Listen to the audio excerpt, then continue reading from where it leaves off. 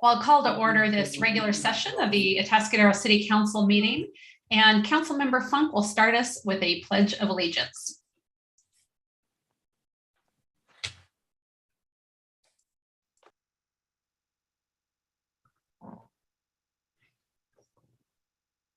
You're muted, Susan. Thank you. Sorry about that. We'll try this again. I pledge allegiance to the flag of the United States of America and to the republic for which it stands, one nation, under God, indivisible, with liberty and justice for all.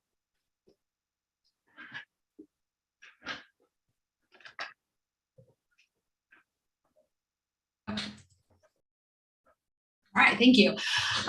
Wonderful. Roll call, please.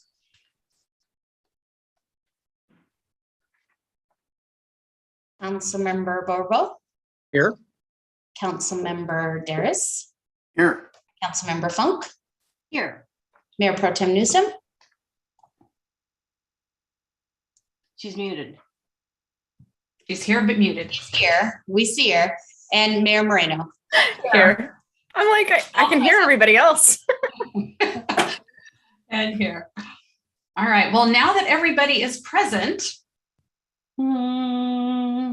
Happy birthday to you. Happy birthday to you. Happy birthday, dear Lord. Happy birthday to you. Yes, we just did that publicly. Very much. Happy birthday, Laura. We didn't double your salary at the last meeting, but we wanted to celebrate you today. Well, I appreciate it. Thank you. You're welcome.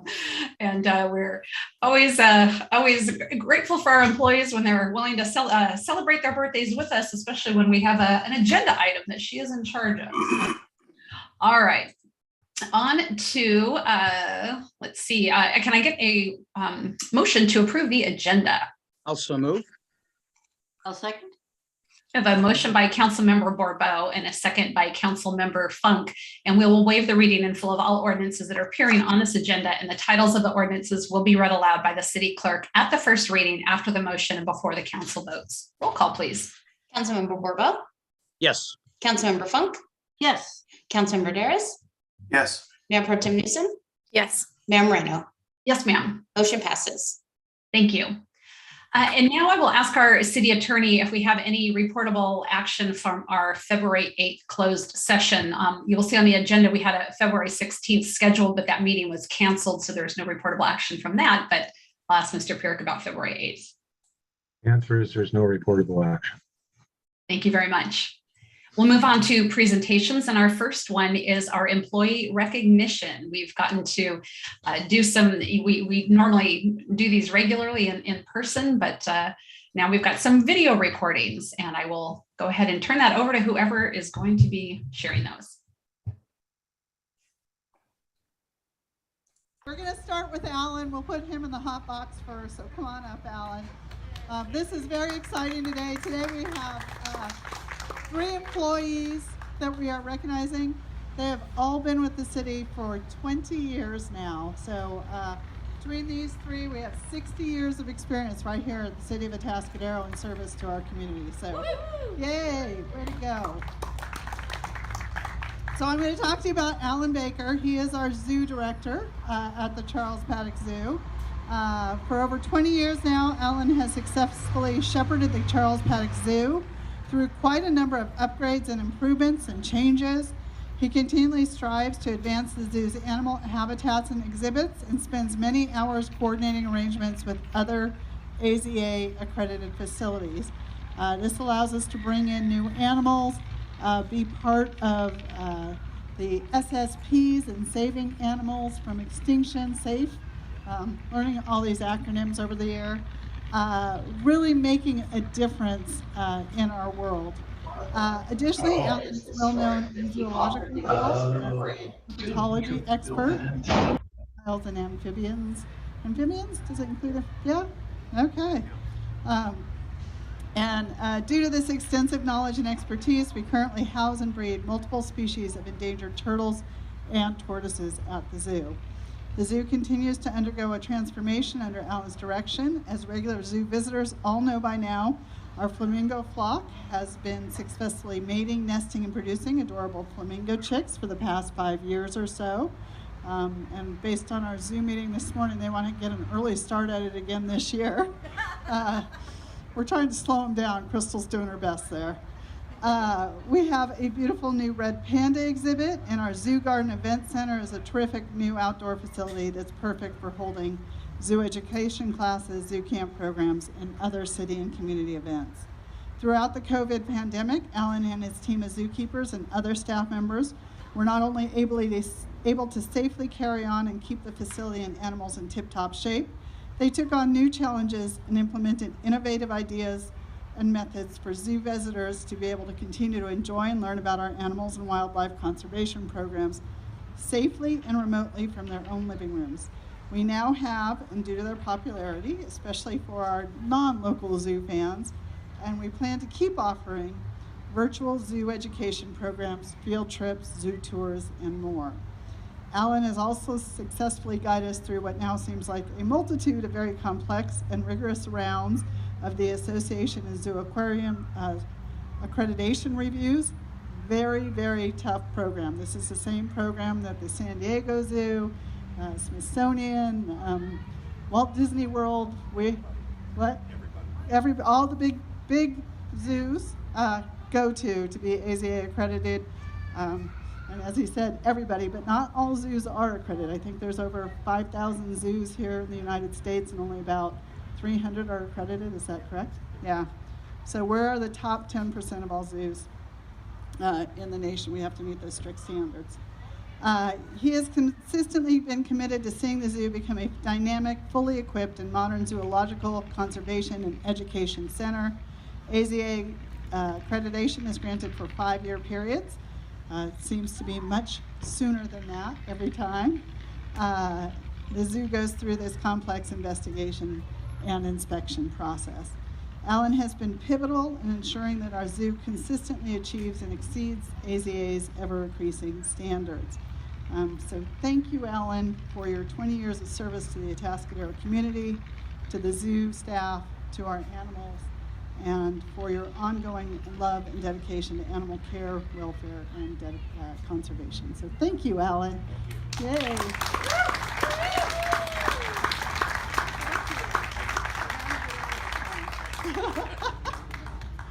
We'll go with Matt next. All the way to the front. According to Charles, toes at the front there. So this is Matt Miranda. He is a battalion chief here. And has been with the city for 20 years. Matt was first hired as a reserve and seasonal firefighter for Atascadero in 1999. If you guys do the math, that's more than 20 years, but we don't start counting until they become a full-time employee. Those are just bonus years, so he's been here 20 plus years. When he started in 99, he had just graduated from Atascadero High School and was attending Cuesta College. He obtained his Associate of Arts and Liberal Studies from Cuesta, and then continued to Allen Hancock College, where he has earned his Associate of Science in Fire Technology. Matt then completed a Bachelor of Science degree in Occupational Studies at Cal State Long Beach. We hired Matt as a full-time firefighter in November 2001. He was promoted to fire engineer 2 years later, and then promoted to fire captain in 2009.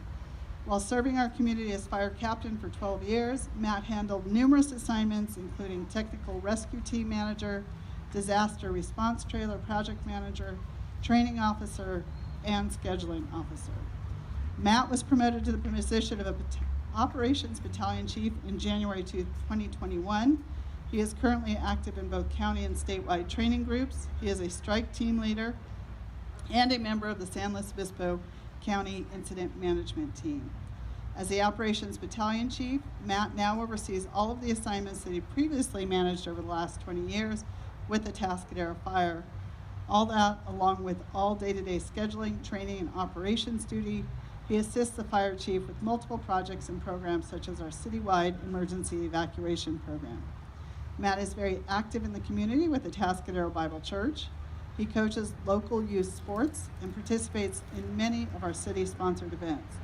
Matt and his wife Megan live here in Atascadero with their 2 children, Andrew and Clara.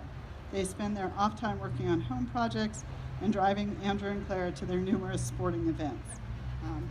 So, is that pretty much it? So thank you, Matt, for 20 years of service. Thank you on behalf of the community and all of the multitude of us that get to work with you. So we appreciate having you here. Thank you.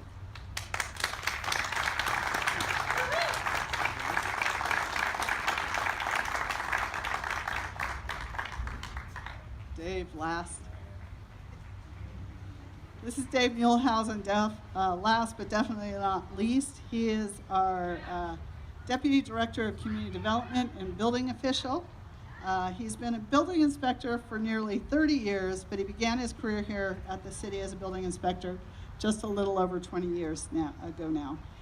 He advanced to senior building inspector and in more recent years to the position of chief building official and deputy director of the department.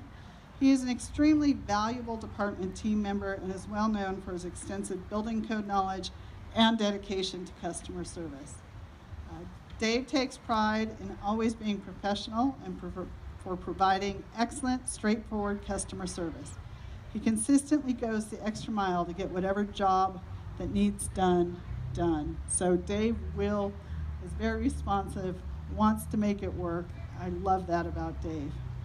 He was integral to the successful completion of the Rehabilitation Historic City Hall in 2013.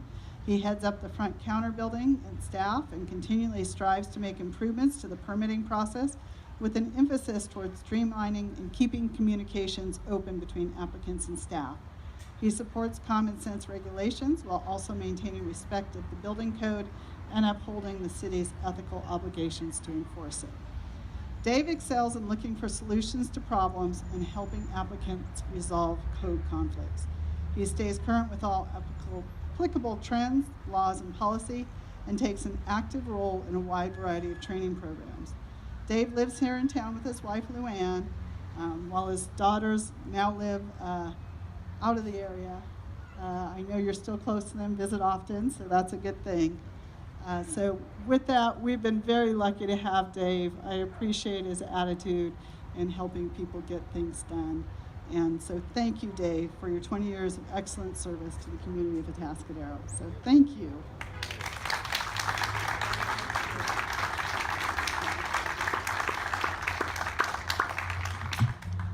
So that's pretty impressive. Those are our 3 employees that we're recognizing this quarter.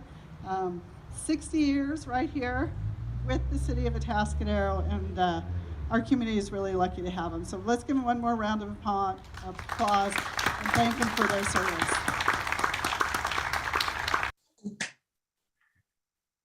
All right, many congratulations to Alan, Dave, and Matt. And it's nice that we're doing some of these things virtually and recognizing our employees and being able to share that with all of you. Now we are going to, we have a proclamation recognizing the 100-year anniversary of the Fire and Emergency Services here in Atascadero. That will be received virtually by Chief Bryson, and I've asked Mayor Pro Tem Newsom to deliver that. Thank you. In recognition of the 100-year anniversary of the Atascadero Fire Protection District, now known as Atascadero Fire and Emergency Services, whereas in 1915, at the beginning of the colony of Atascadero, a small, all-volunteer fire department was established to serve the newly formed community. And whereas in 1922, following a disastrous 5,000-acre wildland fire near the Eagle Ranch property, the Atascadero Fire Protection District was first founded. And whereas the Atascadero Fire Protection District was founded as an all-volunteer force dedicated to providing the community of 3,000 residents and an area of 7 square miles with consistent fire protection services. And whereas on February 4th, 1926, the colony of Atascadero's first paid fire department was established. And whereas when the city of Atascadero was incorporated in 1979, the Atascadero Fire Protection District was dissolved and the Atascadero Fire Department became an official part of the newly incorporated city. And whereas the Atascadero Fire Department grew through the years from 1 fire station to 2, and from 10 to 21 paid fire personnel. And whereas the Atascadero Fire Department's mission has adapted and evolved to encompass the increasingly complex needs of our growing community, constantly striving to provide swift and excellent fire and emergency response to its citizens. And whereas in 2021, Atascadero Fire and Emergency Services provided our community with professional emergency responses to 3,546 emergency calls, which included over 2,280 emergency medical calls, 22 structure fires, and 11 grass or brush fire calls. Now, therefore, on behalf of the City Council of the City of Atascadero, and in recognition of its more than 100 years of superior fire protection, rescue, and emergency services to the community, I hereby proclaim our sincerest congratulations and appreciation to the Atascadero Fire and Emergency Services. Thank you.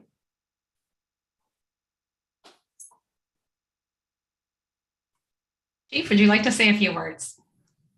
Well, yeah, thank you very much for the nice proclamation, Mayor and Council. 100 years is definitely something worth celebrating. This is a milestone. As a department, we've been talking a little bit about what we want to do and how we could best connect with that past. And one of the things we've done recently is we grabbed a bunch of our retired old timers and a bunch of boxes of old photos and kind of gone through and tried to figure out who's who and look for a way where we can share some of these historical documents with the community. So we're looking for some way to publish that or at least get these photos out where we can share. So we do have a pretty fascinating history. We're going to be wearing some new badges for the rest of the year here coming up in the next few weeks. It kind of ties our history with the Fire Protection District to the fire department to emergency services. So there's more of a historical looking badge. We have a new t-shirt with actually a logo that was designed and worn by the association over probably about 40 years ago. So trying to connect with a little bit of our past. And as we celebrate over the year, we're looking for a few events. We'd like to do an open house here in the spring, get the community down to the fire station again. Hopefully we'll keep going in the right direction with COVID and be able to have people at the fire station again. We'll look for a few events late summer and fall. Definitely colony days, and hopefully one of our summer events, we can connect with the community and do a little celebrating there. I know the union's excited to bring back the Fireman's Ball, which hasn't been held in 2 or 3 years. So we're excited for that. And it's just an exciting time. We have a lot to look forward to. Hopefully, maybe even we'll be kicking off a public safety or fire department building. That'd be a great time to do it on our 100-year anniversary. I know we have a fire engine to be delivered, wildland engine this fall. So we're just exciting times for the fire department, and we're proud to serve. And thanks again for the proclamation. Thank you, Chief, and thanks to the department and all that you do to keep our community safe. And I know that Councilmember Borbo and I are willing to be there and help put out the car fire again. So you just call on us and we're on top Absolutely. of it. Thank you. Thank you, Chief. All right. Now we are on to our consent calendar, and the consent calendar consists of items that are considered to be routine and non-controversial by city staff, and they'll be approved in one motion if there's no member of the council or the public that wishes to pull an item. So I will look to the council and see, is there any council member that wishes to pull an item on the consent calendar? I am seeing none. I will go to the public and see if there's anyone in the public that is wishing. Zach, I see your hand, and I don't think you're wanting to pull an item. You're probably wanting to speak to fire, so I'll bring you on right after this. And if I'm wrong and you're wanting to pull an item, you let me know. All right, anyone wishing to pull? I'm not seeing anyone. I will close public comment, bring it back to council for a motion. I'll move approval. Second. Okay. Motion by Councilmember Funks, second by Mayor Pro Tem Newsom. Roll call, please. Councilmember Funk, Yes. Councilmember Borbo, Yes. Councilmember Daris, Yes. Mayor Pro Tem Newsom, Yes. Mayor Moreno. Yes, ma'am. Motion passes. Thank you. And yes, Zach, you may have had your hand up while the chief was talking, and I maybe failed to see that. So let's go ahead and bring on Zach Jackson. Can you hear me? I can, yes. Awesome. Again, Zach Jackson, president of local 3,600 professional firefighters. We just want to reach out and say thank you for the proclamation for the 100 years. It's definitely a turning point in our department and city's history with the fire department and the things that we've accomplished. Additionally to all the great things that Chief was talking about, the things that we're doing, we're on March 11th, we're actually kicking off a fundraiser for a local resident that's battling ALS. We're going to be doing a drive-through barbecue fundraiser at Station 1. It's going to come through. We're going to do tri-tip sandwiches, chips, and a drink. It's going to be $15, and any other donations are going to be welcome. So it's kind of going to be like one of the first things that we do. We haven't done any fundraisers in the last couple of years with COVID.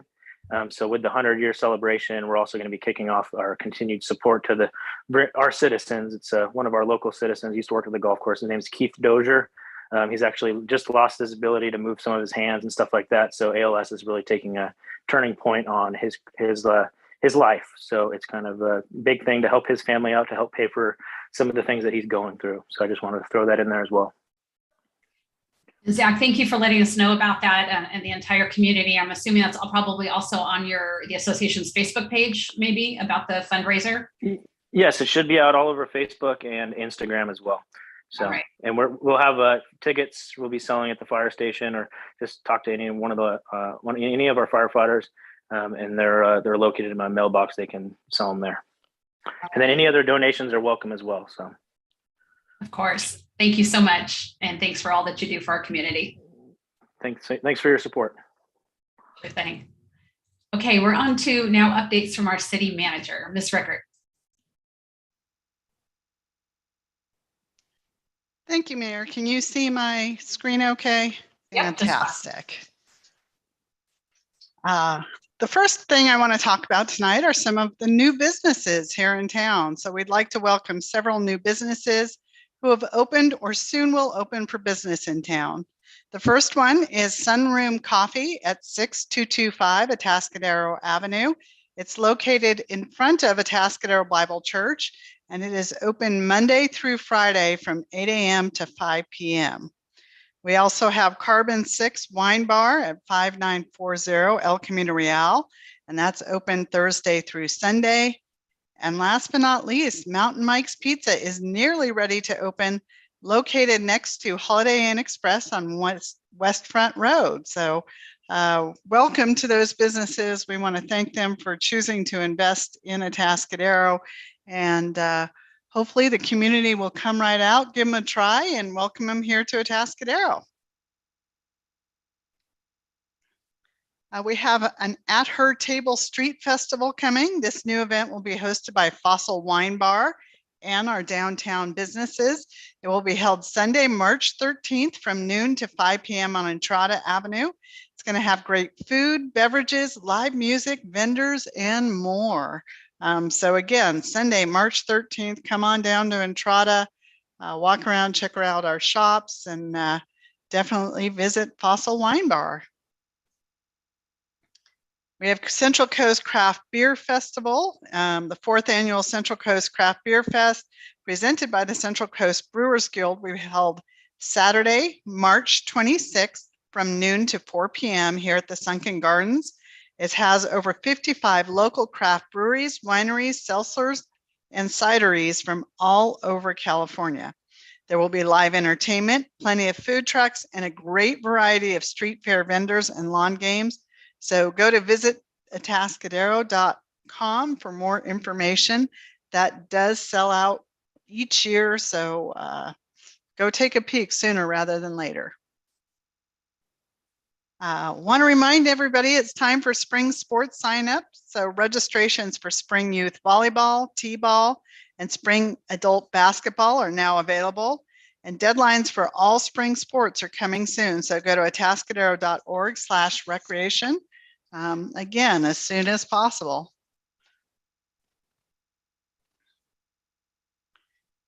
Party for the Planet exhibitor booth registrations are now open.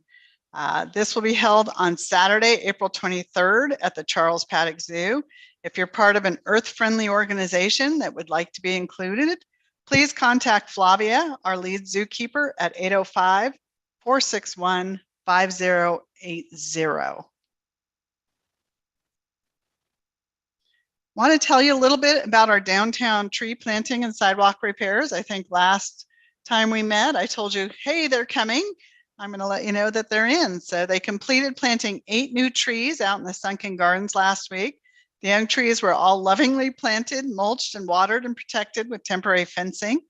In addition, approximately 20 street trees have been planted or are scheduled to be planted in empty tree wells in the downtown area over the next couple of weeks, including 10 new trees to be planted on Entrada starting tomorrow.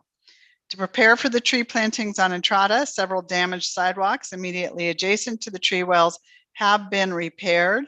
The repairs improve ADA access and reduce potential safety issues, and staff will continue to work with property and business owners on the proper maintenance and irrigation of the new trees. We had a free wood chip giveaway last weekend. We had hundreds of residents who stopped by to have wood chips loaded by staff into their vehicles. The event helps community members to use chips for weed control, which in turn helps to reduce potential fire risk. The city will be hosting several more of these events over the next couple of months. So if you missed out, stay tuned because there will be other opportunities in the future. I want to tell you a little bit. We've had a lot of questions about traffic-way sewer line replacement. Wanted to get you some information on that. So the traffic-way sewer main replacement project is now over halfway completed with about 3,000 feet of new sewer main installed, when another 2,500 feet remaining to be completed. The project replaces the existing 10 to 12-inch sewer mains with a larger 15 to 18-inch PVC sewer mains between San Jacinto Avenue and Lift Station 5, which is located behind the community center. Work also includes construction of 22 new manholes, reconnecting 55 lateral sewer lines to the new main, and once all trench work has been completed, complete repaving of the half width of roadway. This segment of sewer line accepts and transports all of the wastewater flows originating from north of San Anselmo Road along the El Camino corridor, as well as the Apple Valley and Lakes developments and residential neighborhoods to the west of Traffic Way. Replacement of the stretch of main has been identified as a priority project because it is no longer adequately sized to handle the existing flow nor the anticipated future demand. While we would certainly like to see more rain, the dry weather has enabled the project to progress on schedule, and it is anticipated to be complete in May. The contractor, Specialty Construction Incorporated, and the construction manager, Philippine Engineering, have been communicating with business owners and residents throughout the project in order to minimize the impacts to them to the greatest extent possible.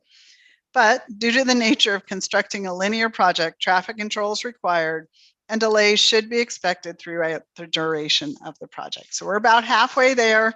It's a great project, will make a huge difference, and we'll do that. I want to tell you that a particular note tomorrow, Wednesday, February 23rd, access to Villa Avenue from Traffic Way will be closed for work within the intersection, but businesses on Villa Avenues will remain open.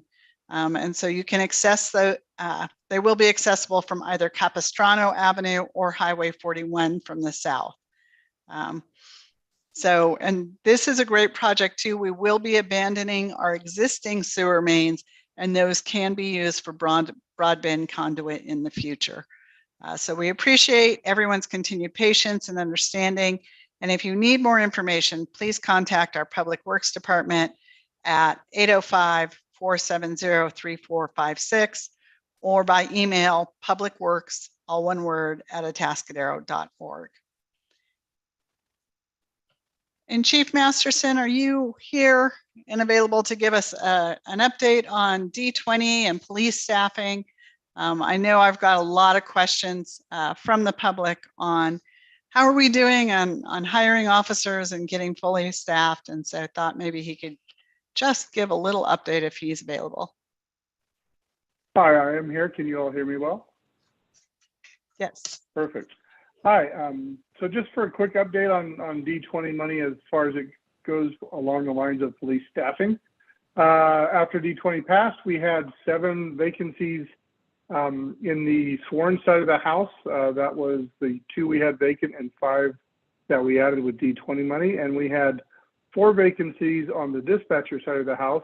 That was the original 7 and the 1 position we added. However, good news is we've hired actually 3 dispatchers. Unfortunately, the bad news is we lost 1 dispatcher that moved to Tennessee. So although we hired 3, we're up to 6, which is 2 shy of the full 8 allotment. We did just have some testing last week, and we have oral interviews coming up this coming week, where we advanced 5 people from the written testing into the oral testing. So we're excited with that. They look like 4 or 5 really good, strong candidates. So we'll see how the oral interviews go after that. In the sworn side of the House, we've hired 7 people, which at first you would think would be exciting, but we lost 1. So we're actually down to 6. So we actually have 1 in background. We have 1 officer in training. He's in his field training portion. We hired a lateral officer with 13 years experience. He completed his field training already and he's on the streets. And we have 2 going to the Lone Polk Academy. We have 1 in the Fresno Academy that'll be graduating in March. And we have 1 about to start the academy in South Bay Regional. All of those candidates who are in the academy, with the exception of the 1 currently in training, are all local people from the San Luis Obispo area. So we're really excited about that, that we're hiring locally and they're staying locally.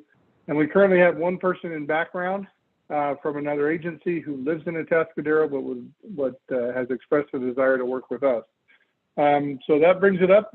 Bottom numbers is we're 1 officer shy position-wise and 2 dispatchers shy. So that's our D20 money in a nutshell tonight. Thank you, Chief. It is exciting. Although not all those officers are on the street yet, there's great news because they're all in the pipeline. And same thing with They certainly dispatchers. are. Thank you, Chief. And with You're that, welcome. I'd be happy to answer any questions that council may have. That is indeed some good news. Council, any questions of the city manager? Let's see, I'm not seeing everybody. There we go. Nope, seeing none. All right. Thank you so Thank you. much. All right.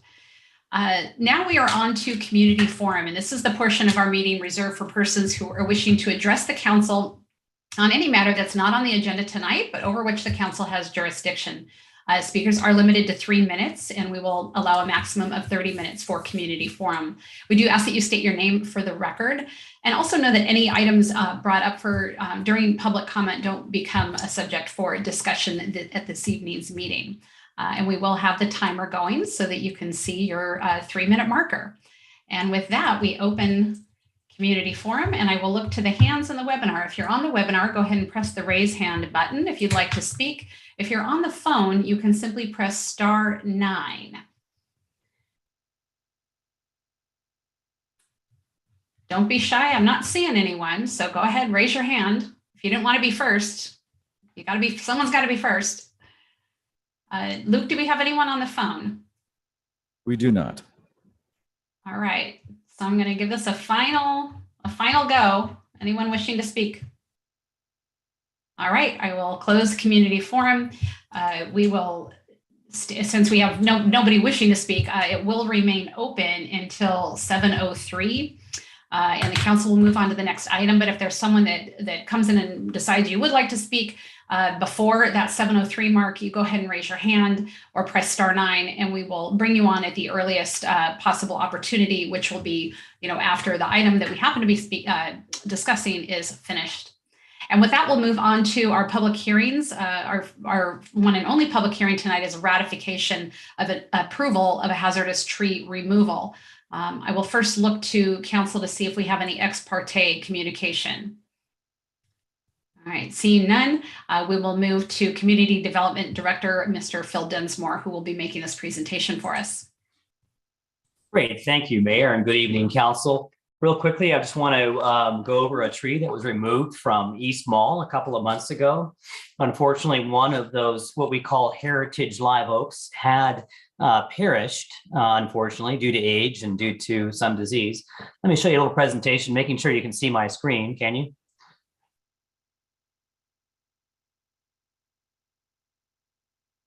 Yes? Oh, things are locking up there a little bit. I can see it. Okay, good. My internet slowed down there for some reason. Anyway, as I was saying, it was a 55-inch coast live oak that was on East Mall. It was identified to be a hazard by a local arborist.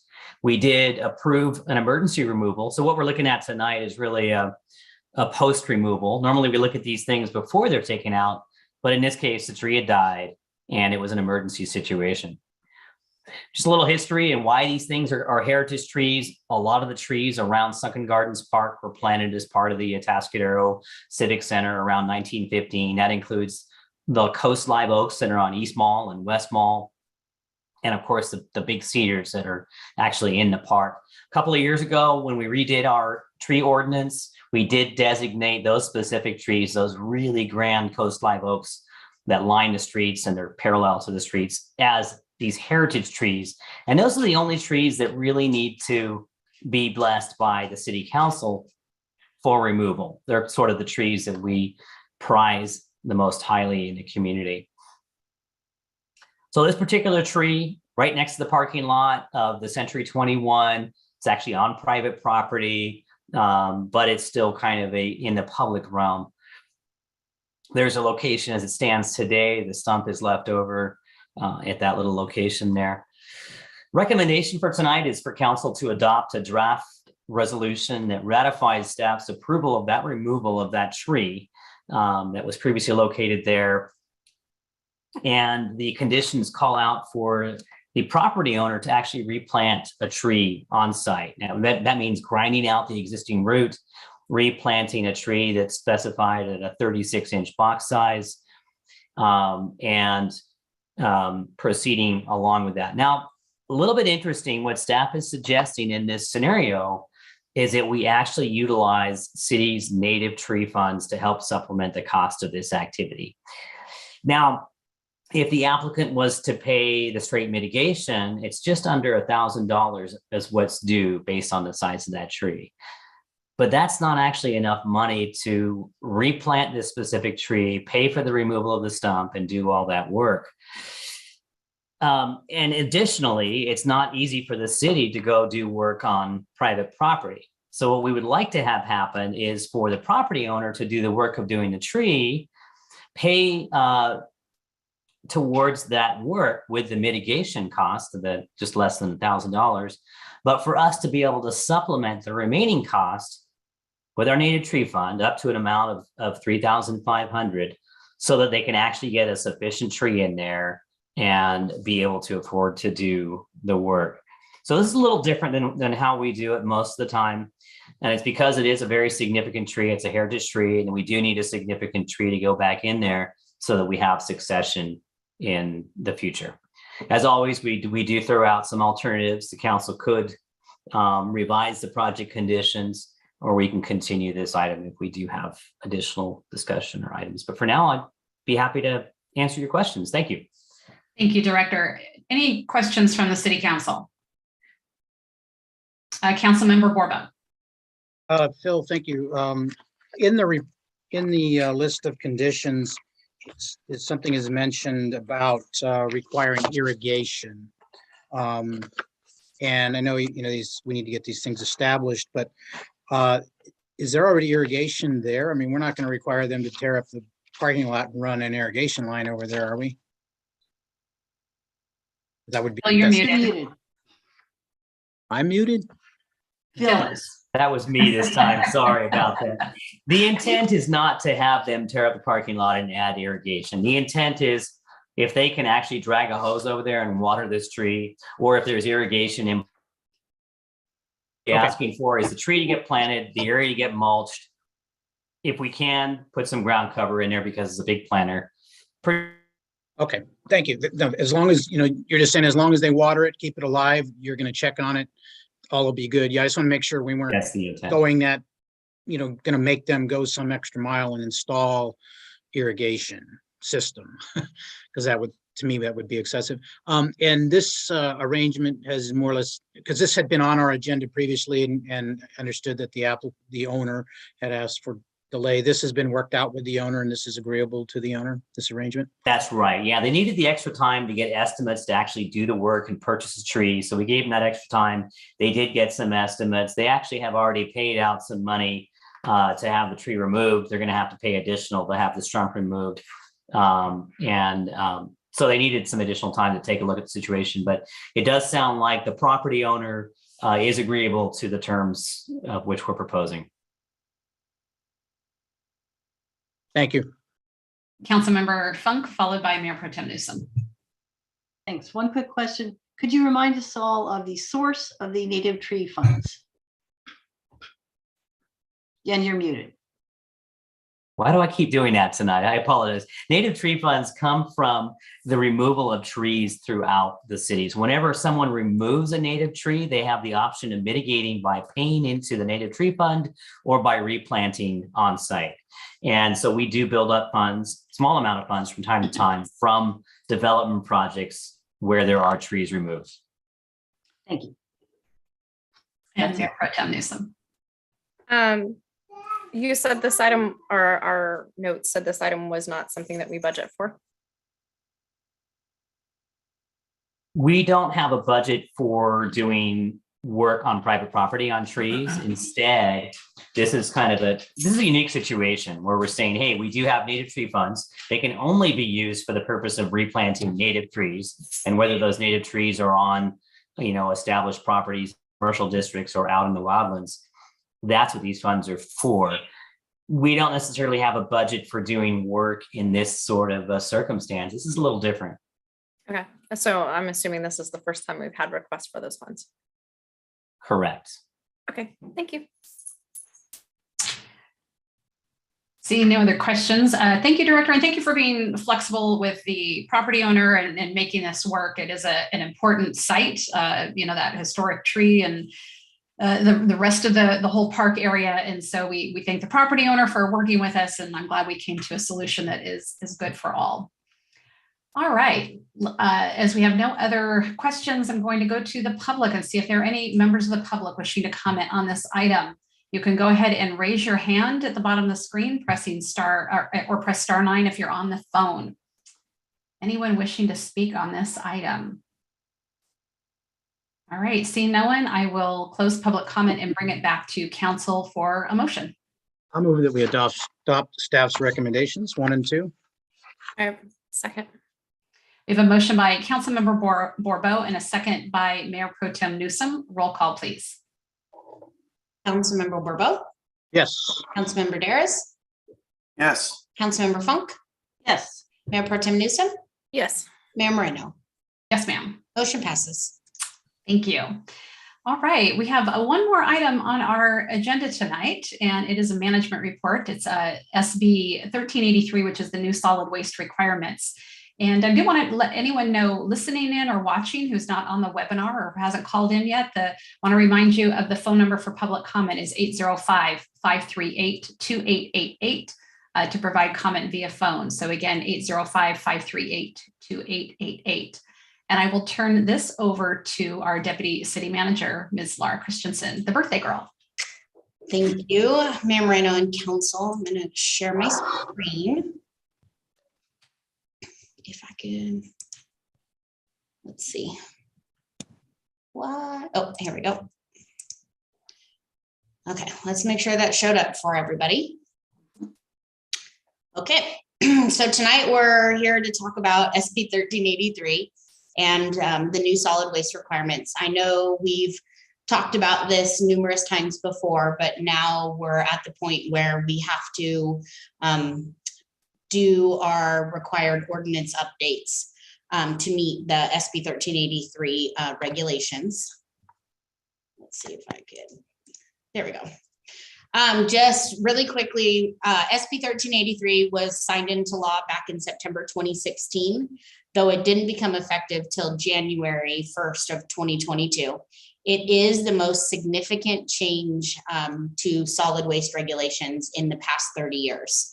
The purpose of SB 1383 is to reduce the emissions of short-lived climate pollutants, which they call SLCP. And the strategy is basically to manage the presence of methane emissions from organic waste. Since landfills are one of the 3 largest producers of methane gases, the goal was to address methane production from landfills. And statewide targets were 50% reduction by 2020, 75% reduction by 2025, and to include a 20% recovery of disposed edible food. That I know it seems odd that the regulations didn't go into effect until January 2022, but there was this 50% reduction by January 2020. And years, it feels like years, I guess it's only been 2 years, but AB 1826 went into effect in January 2020, which started part of that 50% reduction by 2020, where it looked at reducing organic waste in landfills by looking at the level of production from large scale generators such as restaurants and grocery stores and hotels, that type of stuff. So AB 1826 sort of kicked this all off with looking at needing to have large scale organic waste or large scale waste generators start to divert organic waste. Regulations weren't actually finalized by CalRecycle until November 2020. And as I mentioned, they became effective January 1st. So that really gave jurisdictions only 14 months to get everything basically figured out and in place to begin the implementation of that and have it in place and ready to roll. And so what these regulations did was it impacts jurisdictions. So cities, counties, special districts, all of those types. Basically says that those agencies have to implement organic waste diversion programs. And these diversion programs are all based on the SB 1383 requirements. So what they're looking for is that we put in organic waste collection services. We have those in place. We have edible food recovery programs in place, that we're doing public education and outreach, that we are, and when I say we, I really mean the city, because what the regulations say is that this is the city's responsibility to make sure all of these programs are in place and happening. This includes contamination monitoring and sampling activities, record keeping and reporting. There's all types of annual record keeping and reporting that needs to be done. That infrastructure capacity planning, they really want jurisdictions to look at how we can better recover food, how we can better process organic waste without it going to landfills. So by composting, mulching, that type of stuff. They have requirements that jurisdictions procure recovered organic waste products, and that jurisdictions enforce these regulations on waste generators. And that's the big reason for they say you have to create some type of enforcement program, which is where the ordinance basically comes from. So we're adopting all these SB 1383 and giving us that enforcement ability that's required by SB 1383. So what we're doing with the municipal code updates, our solid waste municipal code was last updated in 1982. Obviously, there's been quite a few regulations since then. A lot of the new regulations, what we had in place either went along with it or we were able to address it in our franchise agreement, which covered, all those regulations that happened. But now with SB 1383 says, no, you can't just cover it in your franchise agreement. You actually have to have it built into your ordinance or built into your municipal code. So what we're doing now is updating our municipal code. We're updating definitions because obviously a ton of definitions have changed with the new regulations. So we need to make sure that those definitions are captured in our municipal code, as well as making sure we're requiring all waste generators. So that means all residential properties, all multifamily properties, all commercial businesses, all waste generators to source separate their waste streams. That single family, multifamily, and commercial have recycling and or green containers because they may already have one or the other, but now to make sure that customers have all three. That those who don't sign on to receive collection services from our waste hauler, that they either obtain no cost permits from the city to self-haul, or that they obtain a waiver for organics containers if they're eligible. So that could be vacation rentals, multifamily premises, or commercial premises. Sorry, that's a carryover from something else. That 93 participation should not be there. And then annually as needed, we have to make sure that all commercial businesses and multifamily are providing education to their customers. They're providing it to their tenants, they're providing it to their employees. We have to include our minimum enforcement provisions necessary to both to monitor compliance, so that we have to make sure waste generators are complying with it. We have to begin enforcement by January 1st, 2024. So we have, in essence, the next 2 years to really do that education, do that outreach, and make sure that generators in the city understand and are meeting compliance, so that come January 1st, 2024, we aren't having to actually do any enforcement because we already have everybody complying. We are required, because we have this compliance requirement, we are required to do inspection and investigations of containers, collection vehicle loads, facilities, or source separated materials if they're self-hauling or that nature. And that is actually built into the regulation that says that we are required to do these types of investigations. And that's of both commercial and residential.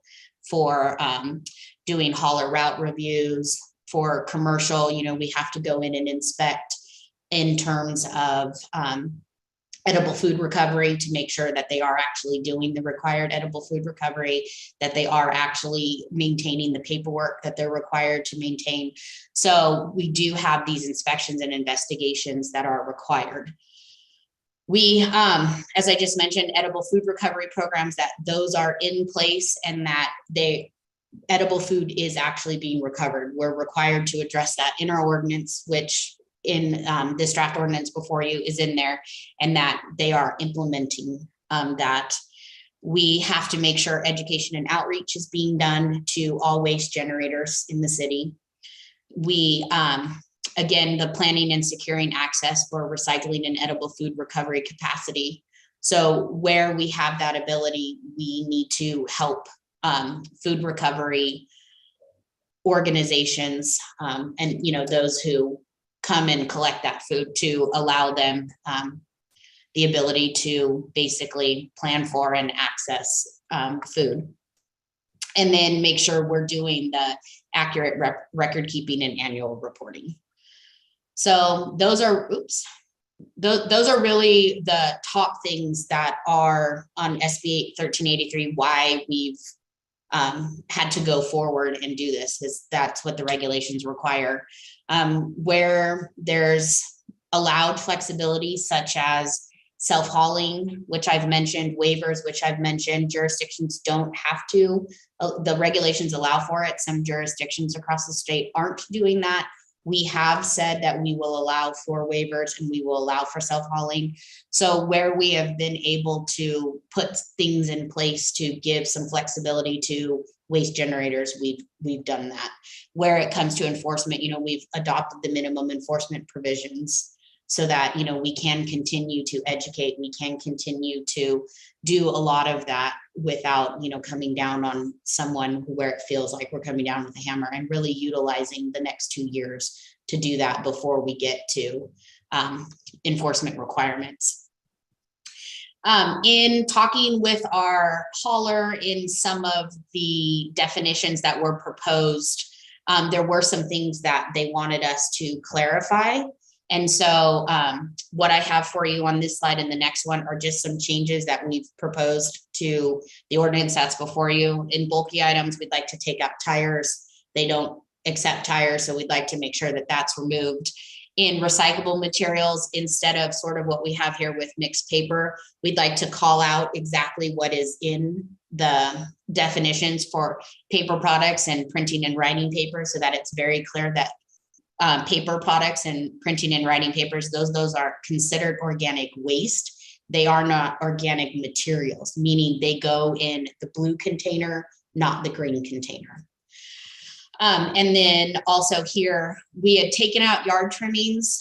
We didn't include yard trimmings because it only mentions it in the definitions. We don't talk about it later on, but we wanted to go ahead and put this back in so that it's very clear when you look at organic materials, you know what is allowed in the green bins, and that it is yard trimmings and food waste. And food waste is defined, and so we wanted to make sure yard trimmings were there too, so that people understand while it says, you know, for example, it says wood and lumber, that they understand that that's unpainted and untreated, because treated wood, treated lumber, that is not, it's not acceptable in your green waste. Carpet, you know, organic textiles, those are considered organic waste, but they aren't recyclable as, you know, organic materials. So those are some revisions we are recommending for today. On top of this ordinance that we have to do, we also have to do a separate ordinance because we need to establish water efficient landscape. We need to establish a water efficient landscape and irrigation ordinance that models the state one. We do now say that in our Title 8, it does say that everyone is required to follow the Cal Green requirements, but SB 1383 wanted very specific language regarding water efficient landscape and irrigation to be included somewhere in the city's municipal code. So we need to go in and add that. And then SB 1383 also puts a requirement on jurisdictions that we adopt a policy regarding the purchase of recycled content paper and recycled organic waste products. So in essence, if the city is going to order any type, like you saw, I mean, in there, we can talk about the definition of paper products, but if we're ordering any type of paper products, so whether it be toilet paper or sticky notes, we have to make sure that it meets a recycled content percentage prior to purchasing, or if not, then we have to document why we're purchasing something that doesn't meet that. It needs to be 30%. So then Cal Recycle, we have to document why it isn't. And then when Cal Recycle comes and does the audit, we have to provide that documentation. And then also based on, it's a 0.08 ton per resident of procurement of organic waste products. So that could be mulch, it could be compost, it could be energy from biomass, you know, generated from biomass, it could be recycled gas. So anaerobic digesters create, you know, the process of an anaerobic digester creates basically the methane that you're trying to keep out of landfills, creates that can then be collected to then turn around and power. So right now, the anaerobic digester down in San Luis Obispo collects that, and actually what they don't use to power the facility and the anaerobic digester, they turn around and put onto PGE's grid. So it's actually, they don't produce enough to actually power vehicles. They don't have enough production for that. So what they do produce, they turn around and put on the grid. So it goes back to the energy grid. So we have to create, we have to adopt a policy that addresses collecting or procuring that organic waste for us. And I mean, for an example, it's roughly 2,400 tons annually. If we were to do it using mulch, it's roughly 2,400 tons annually that we would have to procure. If we were to do compost, it's roughly 1,400 tons of compost. That's a lot of procured organic waste. So, you know, looking for other ways that we could do that procurement, whether it be through, you know, right now our city facilities are powered by PG&E. So looking to see if there's any way that some of that energy that is being produced down and slow that's going onto the grid, if any of that would apply towards us for the next couple of years, you know, to offset some of our procurement requirements. And, you know, looking for ways, or, you know, if there ever is a way that our franchised waste hauler would be able to get and procure renewable, it's RNG, renewable natural gas to power their vehicles. Right now they use CNG, but if there was a way that they could use RNG, then that would help offset our procurement requirements much quicker. So anyway, we need to update Title 8. We need to adopt a policy, and we need to execute a franchise agreement with our waste hauler that includes SB 1383 requirements. Excuse me. And so update to the Title 8, adopting the policy, all of that will bring back to you next month. But the executing the franchise agreement is a little bit harder, since we've just now are in the process of adopting this ordinance. We have to pull a lot of this ordinance language into our franchise agreement. And then, you know, a lot of jurisdictions are still on, you know, a long-term agreement where they're just doing this as an amendment. For us, we are doing a whole brand new agreement. And so, you know, we have more to talk about and negotiate. And so while we've been doing a lot of that, you know, prior to SB 1383, now that we have SB 1383, we know what the regs look like, we know what our ordinance looks like, and now we know what it's going to look like for implementation. Now we can start negotiating with our franchise hauler, with Waste Management, on really what that and rates are going to look like. Now we know where IWMA is going to land with their rate. And then, you know, we can actually start to look at routes and that type of stuff in terms of this new requirement for collecting green bins across commercial and residential in terms of food waste, and really see what rates will look like and include that in part of the negotiations. Unfortunately, CalRecycle has said that everything has to be complete. So while the regs have said you had to have this all done by January 1st, CalRecycle understands that, you know, only having 14 months has made that a bit difficult. And then, you know, we also, let me move forward. We also, SB 619, you know, Senator Laird also recognized that with this coming online, with there being the COVID-19 pandemic, with all of that happening at the same time, and really the COVID-19 pandemic happening before we even knew what the regulations were, that 14 months to get this all going would be hard for jurisdictions. And so SB 619 was signed into law in October 2021, which basically said that civil penalties that could be implemented against jurisdictions in this first year of implementation would be waived. CalRecycle had said, if you could get everything done and have what they would consider a violation by June 30th, then you wouldn't need to submit a notification of intent to comply. Since we are negotiating an entire brand new franchise agreement, it is in our best interest to make sure that we have our notice of intent to comply in place in the off chance that can't be done by June 30th. June 30th is here tomorrow. And what we don't want to do is be trying to work through all of this and not be where we need to be June 30th and then be in violation. Because June 30th, CalRecycle says they're going to come start knocking on people's doors looking for all of the paperwork. So we wanted to make sure. So basically we have to submit the notice of intent by March 1st. We have to describe the continuing violation, which for us is that we don't yet have the franchise agreement in place. The reasons we've been unable to comply for us, it's that we haven't had the staff time or waste management, in terms of doing route reviews, knowing what it's going to look like to start doing some of that multifamily and doing all of that. We haven't had that capacity either with them. And then, in moving this forward now. So a lot of that in the last 2 years has had an impact. And then our proposed actions are basically just that we'll have it in place by the end of the extension that we have right now, which expires December 31st.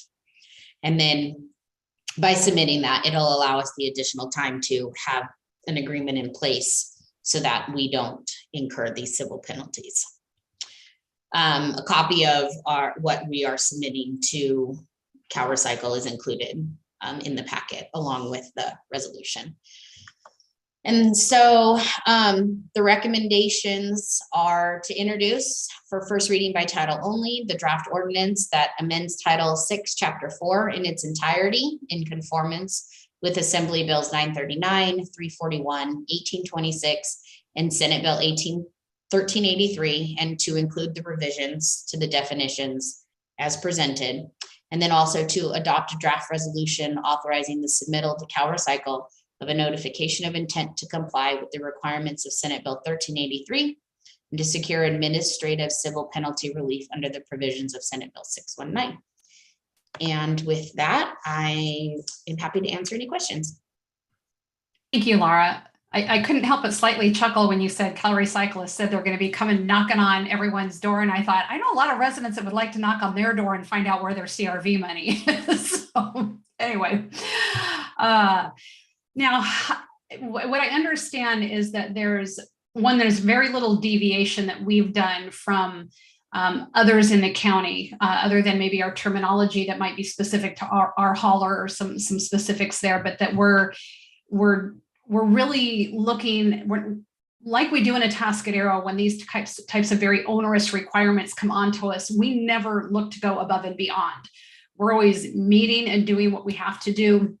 We are allowing flexibility, like Laura said, with the waivers and the self-hauling. And so we're really doing what we need to do based upon the legislation, and we're not going above and beyond, because this is certainly going to be a burden for many. I know the intent is well-meaning, but the playing it out is another thing. I know that IWA is also, they're working on education, both English and Spanish. They've been working with many of our commercial entities regarding AB 1826 since late 2019, and then others in preparation for 1383. So we're really on top of things there with our commercial entities. I know Holler will be assisting with education too. And really, there are a lot of details that are going to be fleshed out over the next couple of years. So what I do want to encourage us to do tonight is to try to keep at the big picture level and not get too down into details that we don't necessarily have the answers for tonight. And we're going to see those come about. So let's try to keep it at that bigger picture level. And with that, I will look to council for any questions that you have of Ms. Christensen. Councilmember Funk. Yes. Can you, and first of all, thank you for this good, thorough, the work on this. I know this is a much bigger deal than it might feel to folks on the surface. Can you talk about the rationale for the offering a waiver to vacation rental properties, which might, I don't want us to end up giving them, a better deal, or end up with that trash and ending up all in the landfill, when those venues might in fact produce quite a bit of recycled beverage bottles and those kinds of things, and also food waste due to the nature of time limited food consumption. Sure. So waivers only apply to the organic material. So they would only be able to get a waiver for the green bin. They wouldn't be able to get a waiver for solid waste or recycling. So they'd still be required to have solid waste and recycling.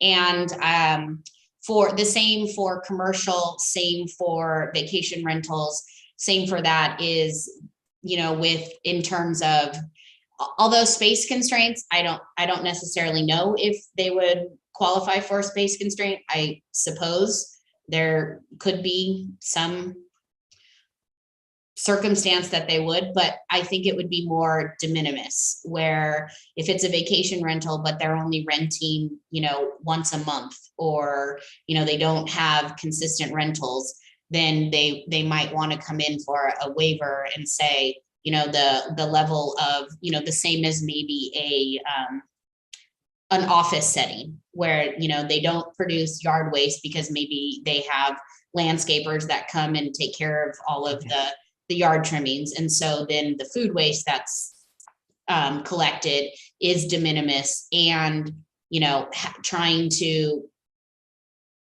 monitor contamination of, your renters who are there for a weekend, I think is very hard. Mhm. And so I think, a lot of it is if they're meeting the de minimis requirements and they aren't creating the same level where you would look at a single family home who has people who are in the home every single day purchasing groceries regularly, having consistent food waste and, in essence, probably in some of those instances, yard waste, it's at a different level than a, perhaps a one weekend or a couple weekends a month rental. But again, that waiver, they have to be able to show some of that. They can't just put a waiver in and say, hey, we don't do it, and again, it only applies to green waste. It wouldn't apply to the other, to recycling and to solid waste. And so if people don't want to sign up for solid waste and food waste, solid waste and recycling, then they need to come in and get a no fee permit to be a self-hauler. And then they need to prescribe to and follow the regulations with regards to self-hauling. Okay, thank you. And then in general terms, can you describe what's happening after people put their yard trimmings and their coffee grounds and their old pizza crusts into the green bin, how that's processed so that becomes a good thing, with all that mixed together? Sure. So I don't know the exact process because that's done by, the processing facilities, but at least here for residential, it's allowed to be commingled. And then it goes to Buckeye up in Paso Robles. Paso Robles, San Miguel. It is kind of, processed a little bit there. And then they do actually take it to a facility in Monterey County that does processing of it. So, a lot of times that it gets dumped out. The larger stuff that can go for mulching is separated and goes towards mulching. Smaller pieces that can't are then separated and go towards composting.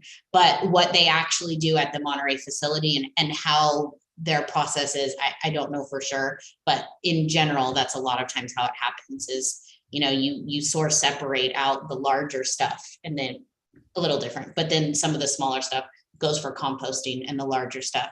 But when you're talking like for us, when you're talking large scale food producers, like our grocery stores, our restaurants, that's collected differently and that goes down. So that's collected as clean or very clean food waste. Then that's taken down to San Luis Obispo where it goes to HCI. And then that goes through the anaerobic digestion process. And so then that's where the methane is collected to become energy.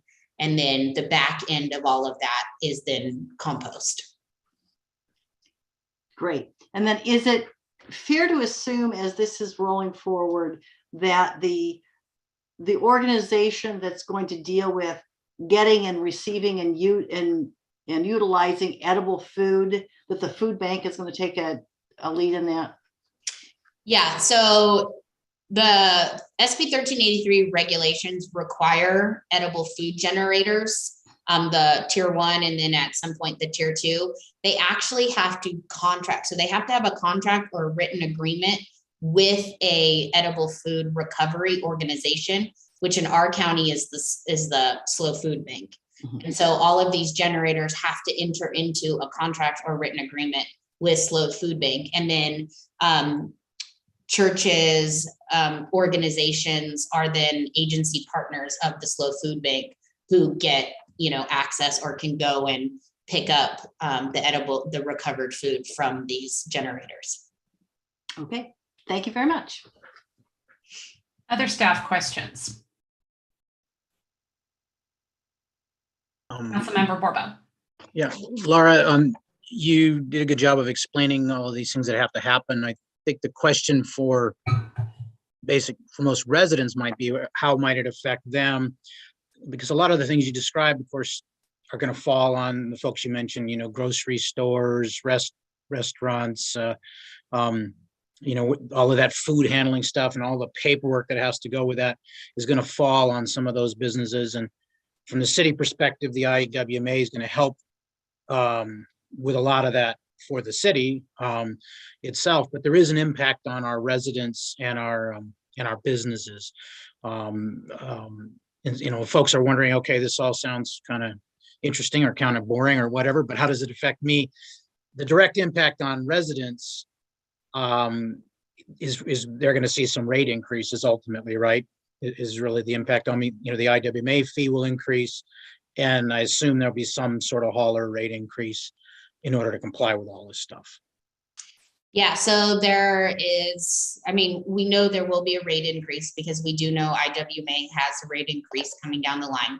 So we know for sure there'll be a rate increase. And then we also know, in terms of residential, this is an impact because they now have to be source separating their food waste.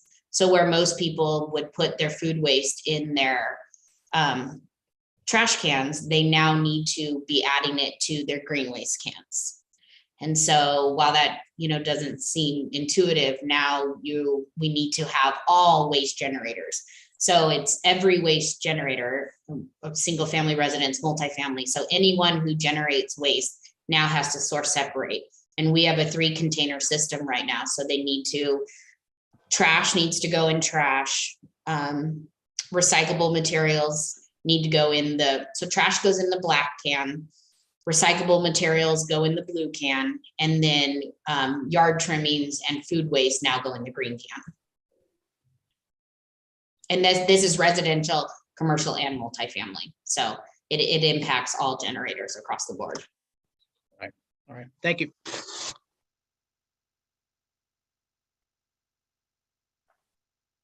Other questions? Councilmember Funk, sorry. Yeah, I have one additional question. As you were describing what goes into which can, the question that often comes, and I don't know if you happen to know the answer to this, would be, where are people supposed to put the containers that food comes in that are labeled as compostable material? Do those go into the blue can, the green can, or the gray can?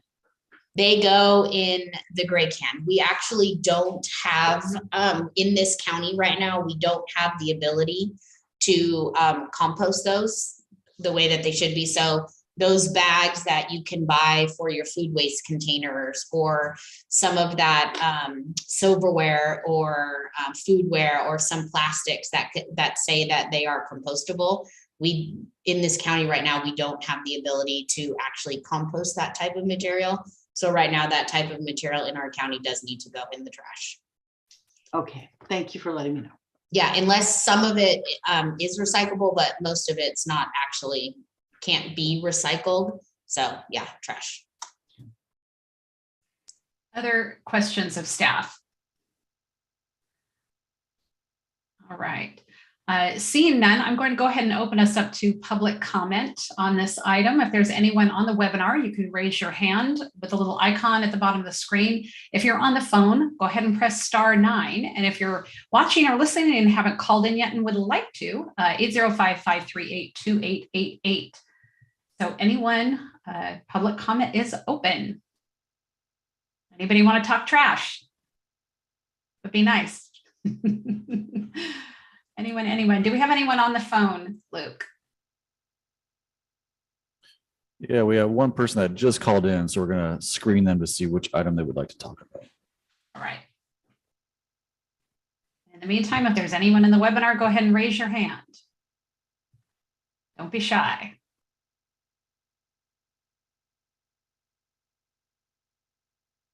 Or is it Laura is so thorough that nobody ever has a question or a comment? I try.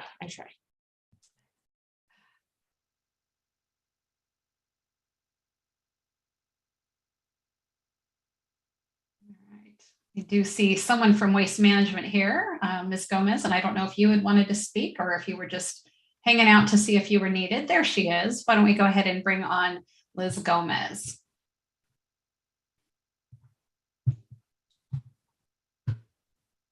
There we go. Can you hear me? Yes, we can. Okay, great. Thank you.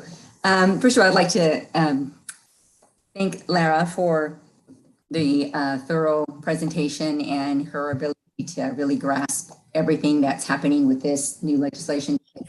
It's a lot, as you have been listening to her. They're expecting a lot, and when I say there, I mean Cal Recycle. There's a lot more that needs to be done. So in turn, we all need to then work together to make sure that all of it is, that we are in compliance, that the city of Atascadero will comply, that, we are not going to be assessed any types of fees or, penalties of any kind at all, because that's not what, we would like to happen. I believe that, we are well prepared as a company to work with IWMA and with the city to make sure that that compliance is taken care of, and that, we are well on the path to making sure the regulation is, the transition and from, now working with organics and what that means to customers and customer education and all that type of material that needs to get out. And this is going to take a lot of customer education. It's not something that's, so undoable that they are not going to be able to do this. We want to do it and make it as, easily for them to be able to participate in this program. But I think that the biggest change now is that 1826 and 341 were like a precursor to where we are today. Now they're actually saying, okay, now we're going to enforce this, and you jurisdictions are going to have to, make sure that everybody is complying, and that includes residential, which is the biggest change for this legislation. It was always focused on commercial. Now we're looking at residential as well. But, I think that it's very doable. We can all work together to make sure that it gets done. We're working well with the city to understand all of the ordinance needs, and then trying to align that up with the contract. Going into an extension, it's just on top of everything else, but what else is new? And if anybody can get it done, I know that we can do it there in Atascadero. So we're very optimistic and hopeful that, Atascadero is going to be in compliance. We make sure that we get everything that we can do as a company to make sure that happens. Thank you, Ms. Gomez. Okay, I don't know if there are any other questions for us, but Laura did a wonderful job in explaining it. And yes, she did. I think we're good, but thank you very much for coming on. Okay, you're welcome. All right.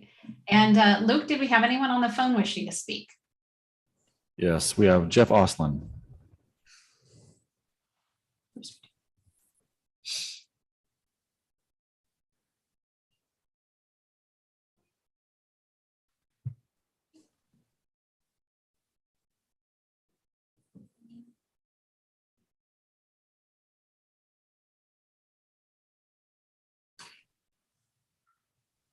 All right, we'll try this again. Can you hear me now?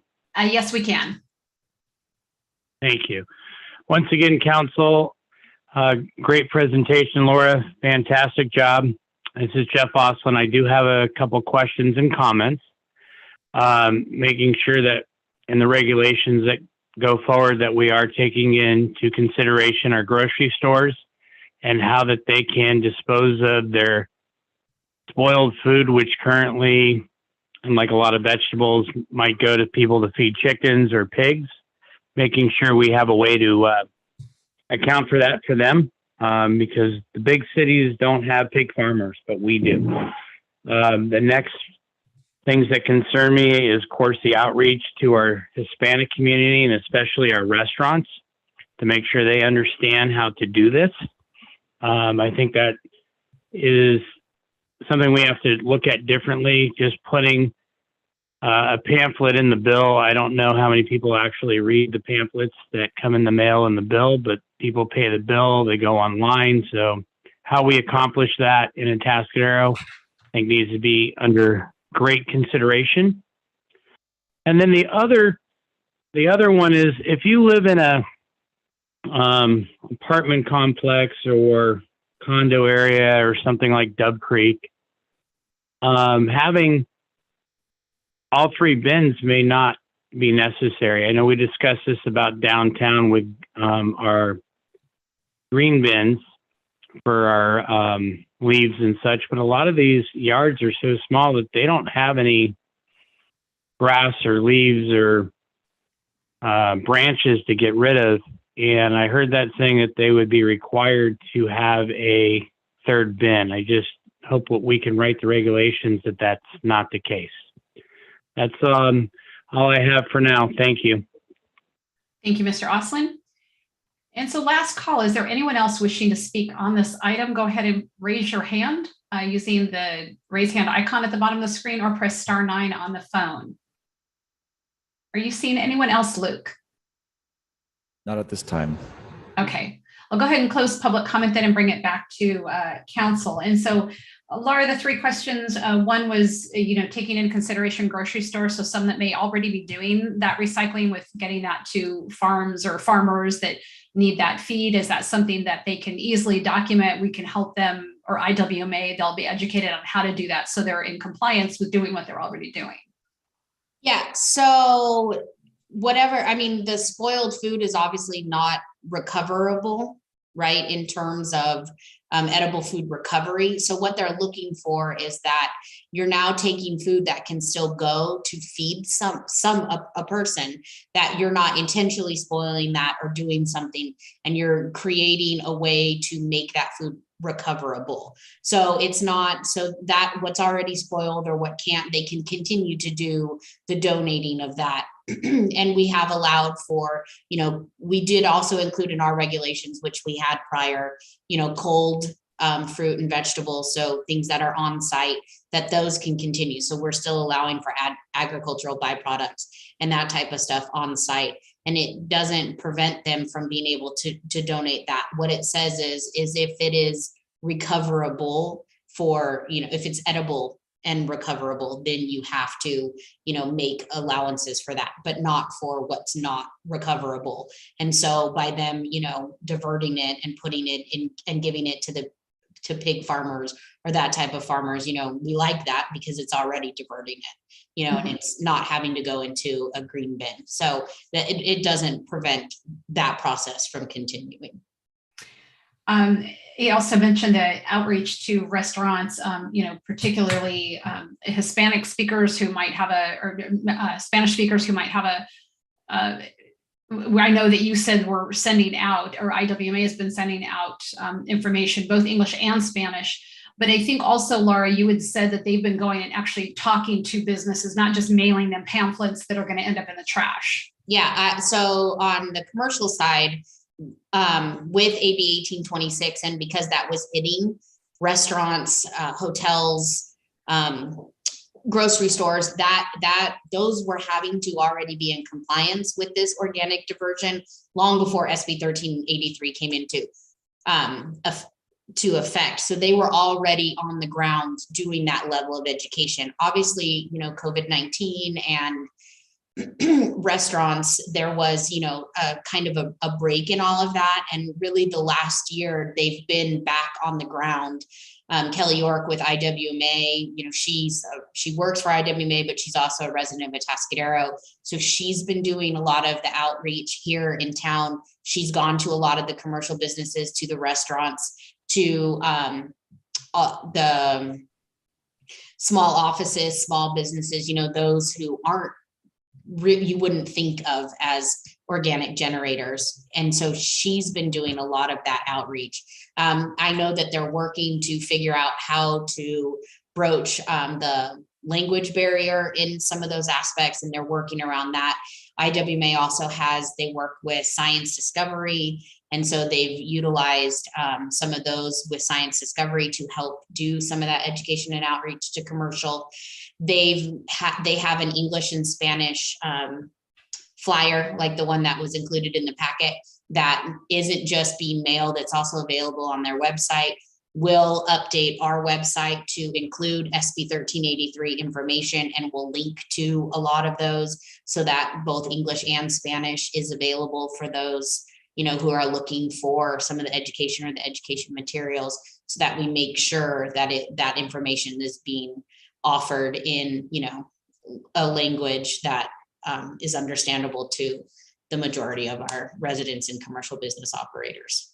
It seems to me that the chamber might also be useful in, not that they have to get out the information, but just say, to be able to link to, like, hey, businesses, here's what's coming up, and because people may pay attention to certain things that they get and not others, like we all do, because we're inundated. And then finally, if you could speak to the, in any residents where you've got, like Mr. Austin said, condominiums, townhomes, places where you don't have a bunch of green waste, what are the requirements there? So it's organics now, it's not green waste. So it doesn't, so at this point, it doesn't matter if you have no yard trimmings, because you do have food waste. And so in essence, we've always had for, residential, we've always had a green bin. But what it is now is some people didn't sign on to the green bin because they didn't need it, because they had a landscaper, or because they were in, an area like a condominium or whatnot where it wasn't required. Now they will have to have a green bin. And so it's either figuring out with, in some of the multifamily complexes, figuring out where they can have a communal green bin, or in those where they all have their own waste, where they are all their own individual customers, then figuring out where they can store a green bin if they can, or if not, then how they could perhaps share it, or, something to make sure that everyone is in compliance and is utilizing that, because there aren't waivers for residential. They don't apply to residential areas. They only apply on the commercial vacation rentals or multifamily. So on some of those residential where they are their own customers, they will have to figure out how to be in compliance or sign up to be a self-hauler, come in and get a permit to do their own self-hauling. And some people do, some residential don't have a green waste because they've always done their own composting. So if a residential wants to continue to do their own composting and not have a green bin on site, then they can come in and do a no-fee permit, to say that they are doing their own, they're doing their on-site composting, kind of like self-hauling. And so that's the reason why they're not signing up to have a green bin as well. Well, but as we know, and you discussed earlier, not all of the material that can go into now the organic waste bin is really suited for compost. So is that a valid argument then? So organic material, what can go in the green bin is yard trimmings and food waste. So while there is a larger definition for organic waste, yes, that can't all go into the green bin.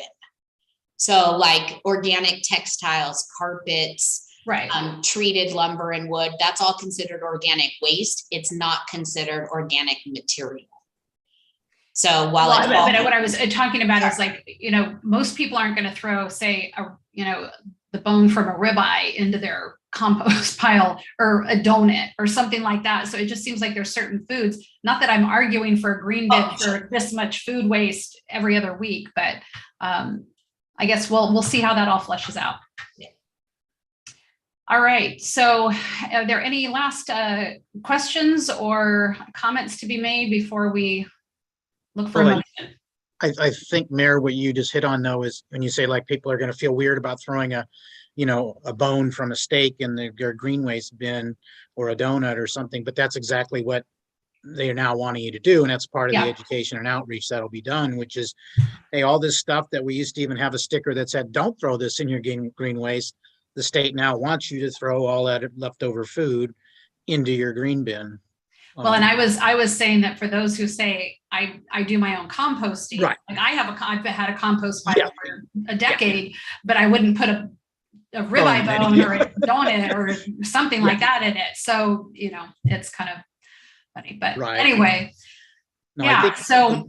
One last thing I would say is that, this being the state, there are a lot of incongruities or, counterintuitive and in some cases completely contradictory things that are involved. For example, like the chip giveaway that the city did over the weekend, that doesn't count.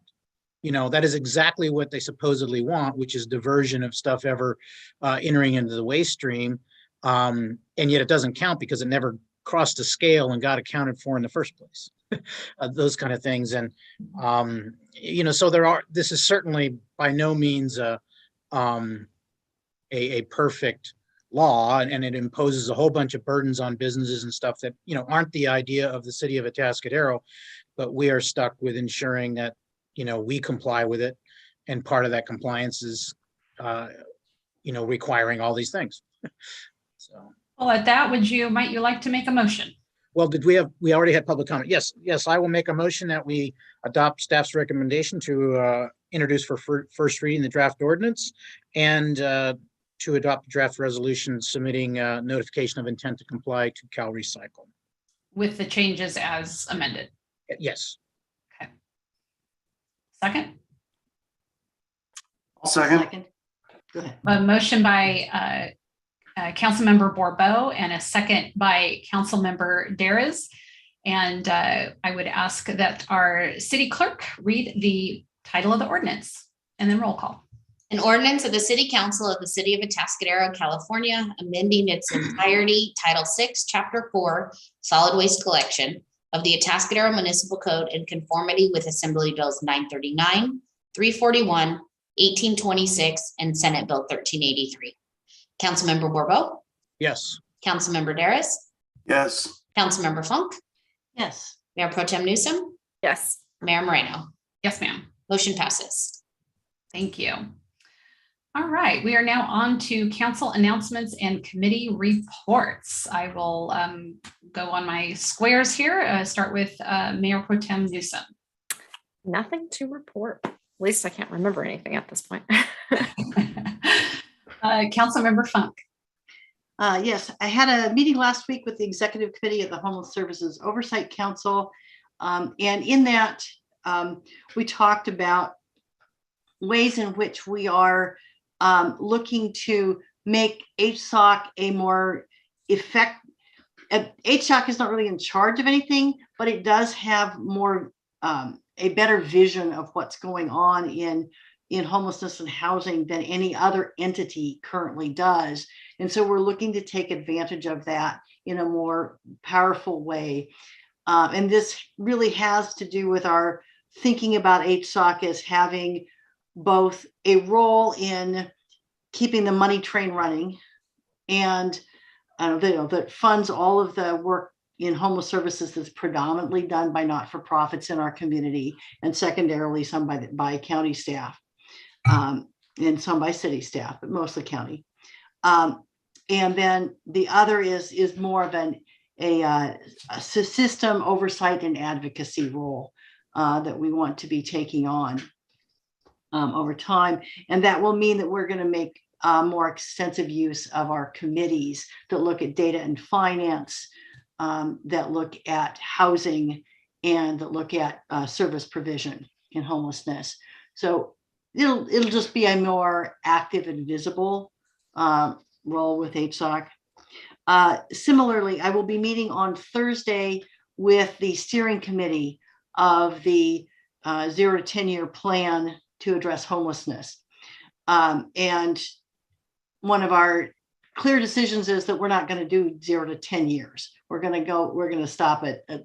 It would be foolish for us to try, presumptuous for us to try to go beyond 5 years. So we'll keep it at that and try to have a vibrant plan. That process too is reaching a stage where it's going to become more visible. I've been very quiet about what that group is doing as we work through issues around data and getting a basic situation assessment in place. But now that's going to become more visible as we work to get input from a broader range of constituencies on the key decisions that we face as a community. So stay tuned. Thank you. Councilmember Borbeau. I think our management report was your item. Yeah, I think I have nothing new to report. Thank you. Councilmember Daras. And I have nothing to report. All right. I have nothing new to report, so I will leave it at that, and we will move on to individual determination or actions. Do we have any?